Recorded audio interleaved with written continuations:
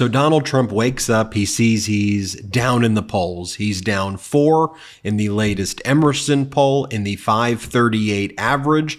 Vice President Kamala Harris has taken her largest lead. She's up by 3 in the average of all of the polls. So what do you do when you're Donald Trump? Well, first you wander around your golf course in Bedminster where you buried your first wife under a bunch of shrubs. Then you call 2 incoherent press conferences at your country club where you rail against the economy, say that there's going to be an economic depression to try to scare the American people, as the Fox chyron below you in the press conference at your exclusive country club where you're holding this press conference shows the stock market up 500 points and that the Dow Jones is up over 40,000 points total, which is more than 47% higher than when you finished disgracing the office in your first press conference. If you're Donald Trump, you whine about Hillary Clinton's emails. Yeah, that's what voters want to hear in 2024. You whining about Hillary Clinton's emails. Play the clip. And I've said this a few times, not too much, but with Hillary, she was subpoenaed by Congress to give everything she's got, and she burned it, she acid washed it, bleach bit they call it, she totally scrubbed it, and then if you're Donald Trump, continue to whine, this time whine about how you're being called weird, and you claim that you and J.D. Vance are not weird. Here, play this clip. People very angry at her. I think I'm entitled to personal attacks. I don't have a lot of respect for her. I don't have a lot of respect for her intelligence, and I think she'll be a terrible president. And I think it's very important that we win. And whether the personal attacks are good, bad, I mean, she certainly attacks me personally. She actually called me weird. He's weird. It was just a soundbite.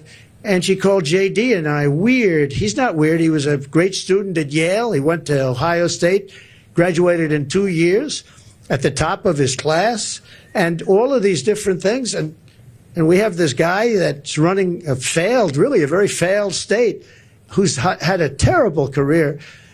I mean, you have him saying they're weird. No, he's a weird guy. And she's weird in her policy.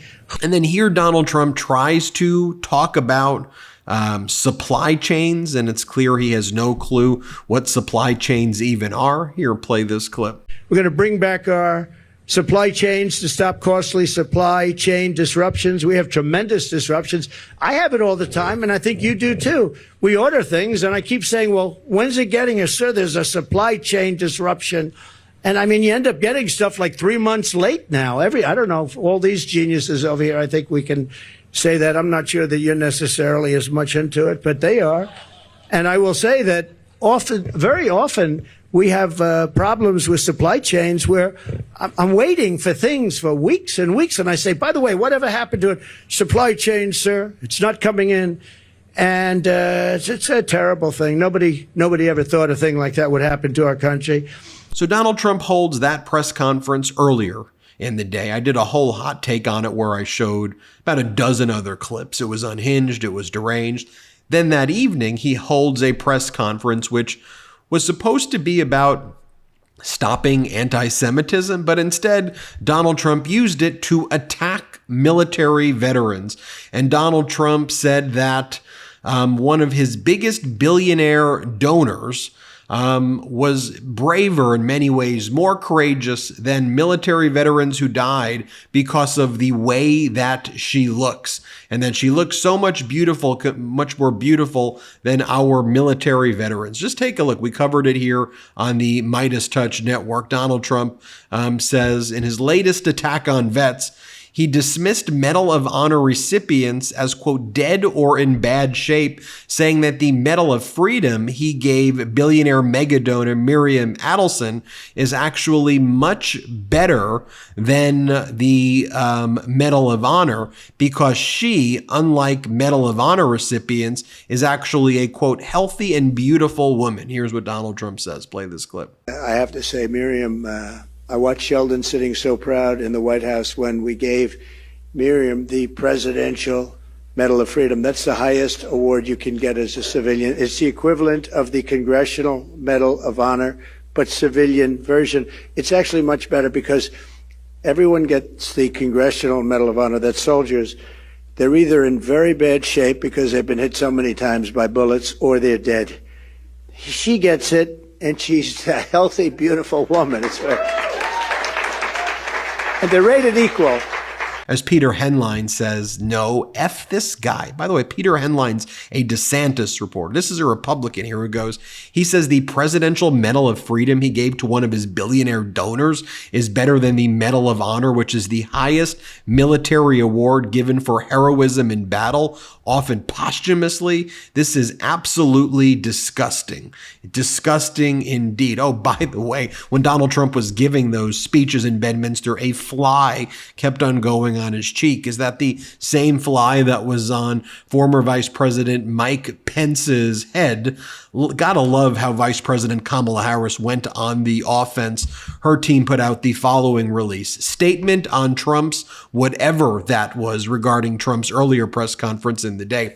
At his country club, Donald Trump huffed and puffed his opposition to lowering food costs for middle and working class Americans and prescription drug costs for seniors before pivoting back to his usual lies and delusions. No surprise, Trump doesn't want to defend his agenda that would raise costs for families by $3,900 a year, cut Social Security, and eliminate the Affordable Care Act. Also, he can give his rich donors tax breaks. The American people cannot trust a word Donald Trump says, but they can trust Vice President Kamala Harris, who has spent her life taking on fraudsters, cheaters, and criminals like Donald Trump to make our country safer and lower costs for the middle class. I like how Vice President Kamala Harris doesn't mince words and says, Donald Trump, you are a criminal, and I'm going to take you down. I got to like that she just goes on the offense like that. By the way, in that evening speech that Donald Trump gave in Bedminster, one of the things that Donald Trump said is he called Chuck Schumer to try to attack Chuck Schumer. He called Chuck Schumer a Palestinian. Here, play this clip. If you said, let's say 15 years ago, maybe not even that long, anything bad about Israel or Jewish people, you were finished as a politician, right? You were finished. You wouldn't do that, Congressman. You wouldn't do it anyway, but nobody would do it. The most powerful lobby in this country by far was Israel and Jewish people. Today, it's almost like, what happened? What happened? What happened to Schumer? What happened to all these people? Schumer's like a Palestinian, right? It's a Palestinian. You got to remember that, though. And by the way, calling Chuck Schumer a Palestinian to attack Chuck Schumer and attack the Palestinian community, I mean, what in the world is that? It's absolutely not acceptable conduct at all. But what else would you expect from Donald Trump? By the way, here is Shady Vance taking these guys are just weird. Here's Shady Vance and the MAGA Republican representative Mike Walz. And this is what Mike Walz says. Ready to campaign with my fellow Diet Mountain Dew fan at JD Vance.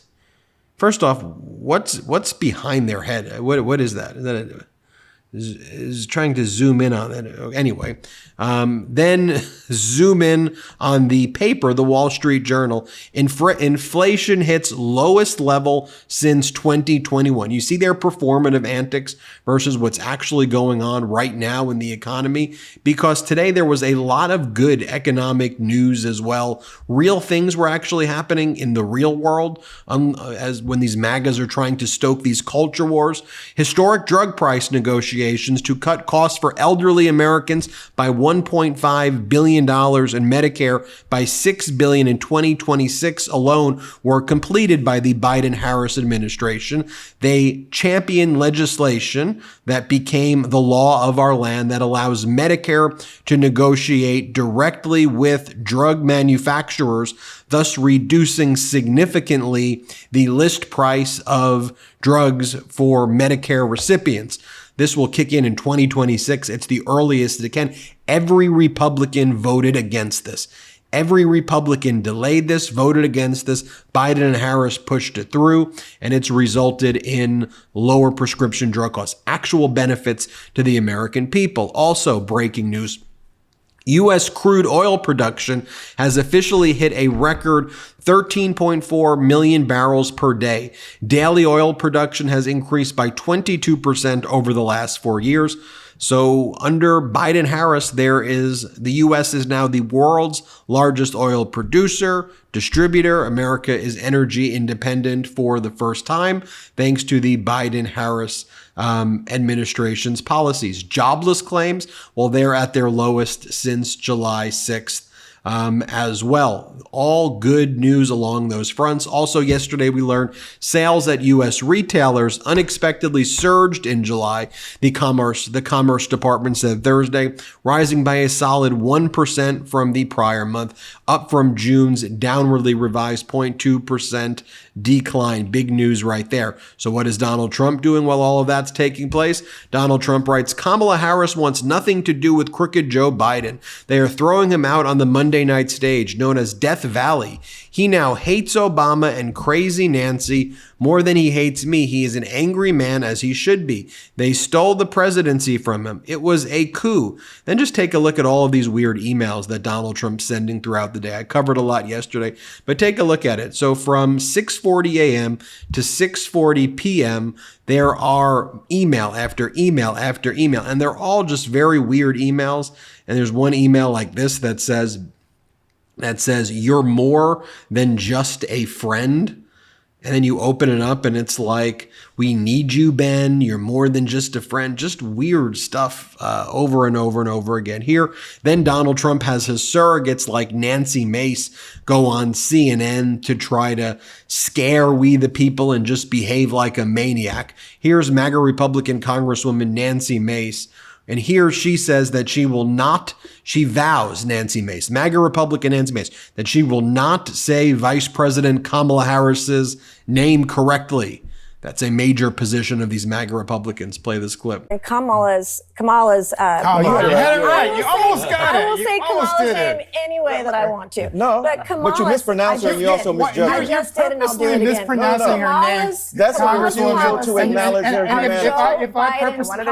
If I purposely mispronounced your name, that would not be appropriate. Policies are Joe Biden. Then CNN has on a former Trump advisor, a current Trump strategic communications advisor, and he talks about Vice President Kamala Harris. She's taking away your red meat. She's going to take away your red meat, everybody. We're the boogeyman. We're going to scare you. Hopefully you'll vote against your interest if we just lie and say she's coming for your red meat. Play this clip. They've abandoned the working people of America. They've abandoned the middle. They've now been taken over by California liberals who want the Green New Deal, electric cars, ban plastic straws.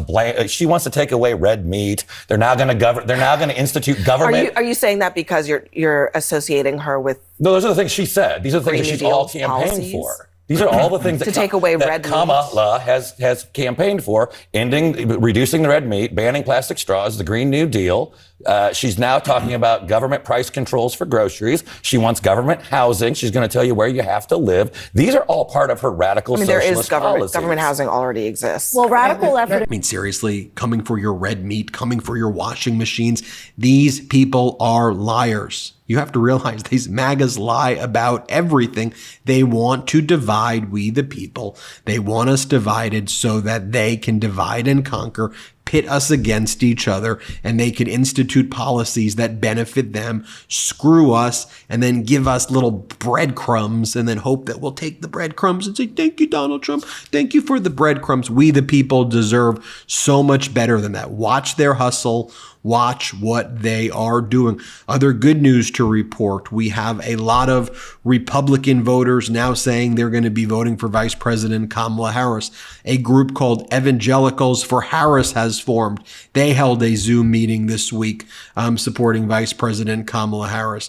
I mean, just take a look, though, at how disingenuous these MAGAs are. This was yesterday. This was J.D. Vance. He was speaking at VFW Post 92. Did not even know what a VFW Post is. Here, play this clip. Guys, it's great to be here. It's great to be part of VFW Post 92. Well, that's J.D. Vance for you. Of course, he doesn't know what a VFW Post is. He had to read it off of a card right there. I want to share this with you as well, though. Let's show you some positive stuff as well. Here is Vice President Kamala Harris yesterday speaking with President Biden and talking about actual policy. Play this clip. We finally addressed the longstanding issue that for years was one of the biggest challenges on this subject, which was that Medicare was prohibited by law from negotiating lower drug prices. And those costs then got passed on to our seniors, but not anymore.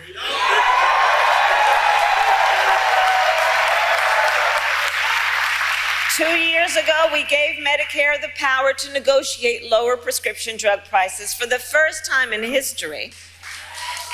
And here is why that matters. It is nearly impossible for a patient to negotiate lower prices by themselves. Just think about that. Somebody who needs the medication, who may be suffering from a serious illness, that they would by themselves be able to negotiate against a big drug company to lower that prices is virtually impossible. It's one person against a huge corporation.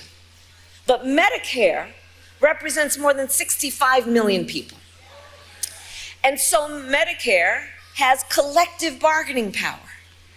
And now Medicare can use that power to go toe-to-toe with Big Pharma and negotiate lower drug prices.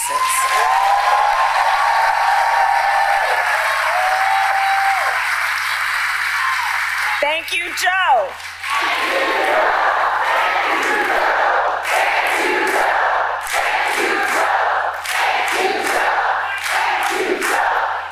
And here's President Biden from that speech that they gave in Maryland yesterday. Here's what he had to say about Donald Trump. Play the clip. The guy we're running against, what's his name? Donald Dump or Donald whatever. They want to get rid of this, what we passed. They're fighting to get rid of what we've just passed. No, I'm serious. Take a look at Shepard Fairey, who did the famous Obama Hope mural. Here's what Shepard Fairey posted yesterday. Kamala Harris forward. I believe Vice President Kamala Harris and her VP pick Tim Walz are our best chance to move forward. They are our best chance to push back on encroaching fascism and threats to democracy, and our best chance for creating the world we all desire and deserve. I'll leave you with that, folks. Will you leave me with a subscribe if you haven't subscribed, or will you share this channel with friends, family, coworkers, neighbors, or anybody you know? Hit subscribe. Let's get to 3 million subscribers together. We're almost there. I want to hit 3 million in August together. Thanks for watching and have a great day. Love this video? Make sure you stay up to date on the latest breaking news and all things Meidas by signing up to the MeidasTouch newsletter at MeidasTouch.com/newsletter.